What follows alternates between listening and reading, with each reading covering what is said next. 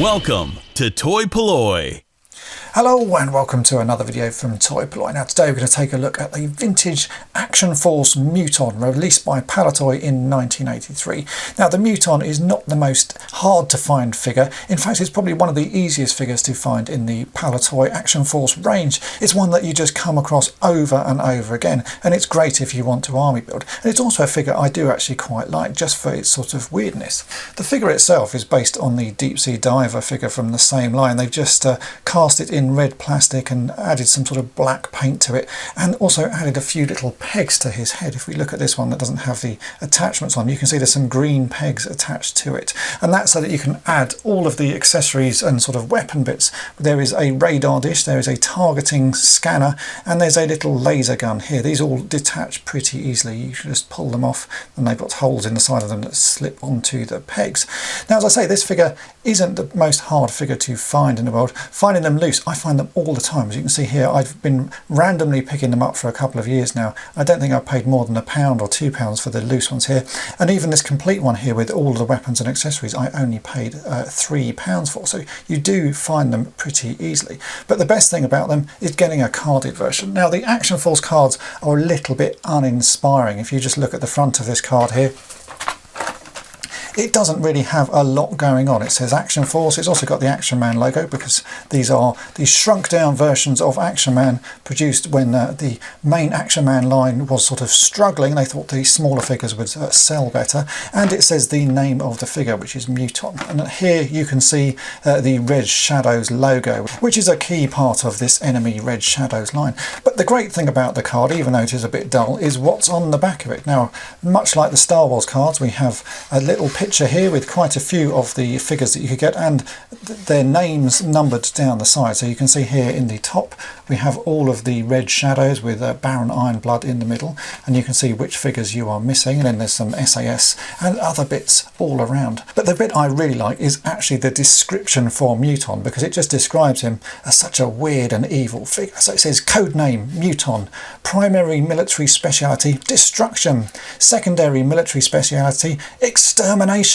It's just such a weird thing to write on a children's toys card, that basically this figure is designed to destroy and to exterminate. I suppose a little bit like Daleks. And then it has other bits of information about where he was born, which is Ironblood's laboratory, and these death robots built by Ironblood to further his evil aims, developed as a totally programmable death machine of awesome power, almost indestructible.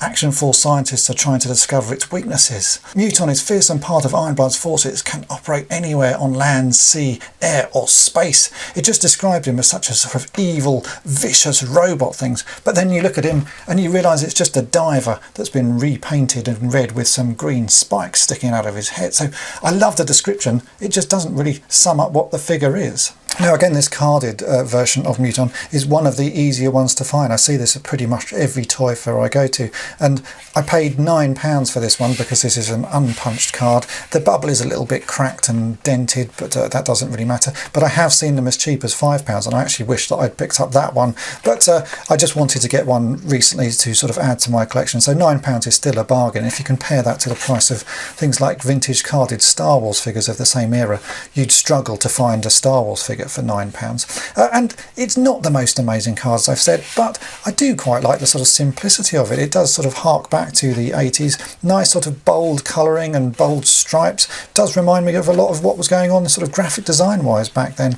And of course the back with the photo of the toys is a great way of sort of, as a child, working out which toys you've got and which ones you hadn't got, and which ones you wanted to ask your parents for at some point. So I always do like images like this on the back. It would just been nice if they'd done a little bit of a sort of cartoony artwork or something of the Muton doing something on the front. I think that would have made it an extra special card. Another great thing about this sort of figure is that you can army build, and that's something I do like to do, as if you've watched my channel before you'll have seen that I do quite a lot of army building with various figures, and this is a sort of accidental army that I started building a couple of years back. I'd picked up a few Mutons and some other Red Shadows figures, and now every time I see a Red Shadow I will buy it, and as you can see this is my sort of slowly growing army. I've got about 20 here so far, and I hope to find more as sort of the time goes on, but it's not one that I'm actively sort of hunting for. If I see them I'll buy them, but I don't sort of search them down on eBay because it really is a figure that you'd see quite often. But as you can see, they do look great when you have quite a few of them together. It's quite an imposing army.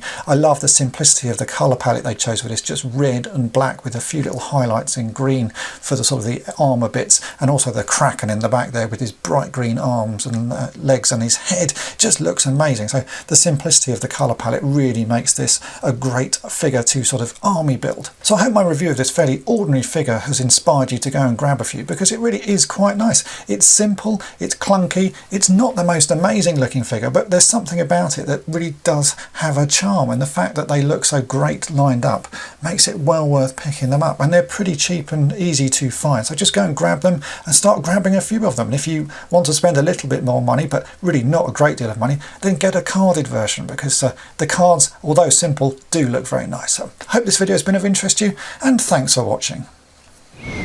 Thanks for watching toy-polloi. Subscribe for more great videos. You can also follow toy-polloi on Twitter, Facebook, and Instagram.